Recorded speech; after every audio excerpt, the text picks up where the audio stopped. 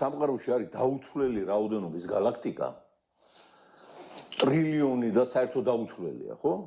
შეუძლებელი გამოსავალი არ იყოს. მით უმეტეს იმ დიდი ბრძოლის შემდეგ, რაც ჩვენმა ხალხმა გადაიტანა და გადააქვს, და იმ დიდი მსოფლიო მხარდაჭერის ფონზე, რაც არასოდეს საქართველოს არ ქონია. ისტორიაში, წარსულ ისტორიებში. ხო, თუ ჩვენ თავისი მეძე ვიყავით, ხო, არავინ გარეთ ხარს არ გვიჭერდა, პირიქით მტრებით ვიყავით გარშემორტყმული. არამედ აი ახლაც, როდესაც მთელი ევროპა, ამერიკა და დემოკრატიული სამყარო ქართველი ხალხის გვერდით დგას. სამწუხაროდ წინა წლებში ასე არ იყო.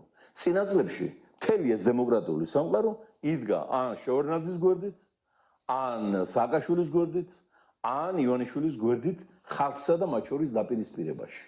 და ისინი ამბობდნენ, რომ კი, ჩატარდა არჩევნები დარღვევებით, მაგრამ მაინც დემოკრატიული იყო და ნუ ჩაუთვალოთ ჯანდაბას, მათ შორის ივანიშვილის არჩევნებზე და დღეს უკვე ეს საქმე დამთავრდა.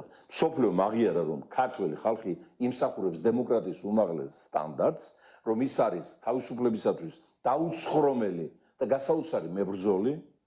გავიხსენოთ აი რიყეზე 300,000 ადამიანის გამოჩენა უკოლოდ არ იკარგება სამყაროში, არა ბუნებაში, არაფერი, მით უმეტეს ესეთი ბრძოლა, ხო?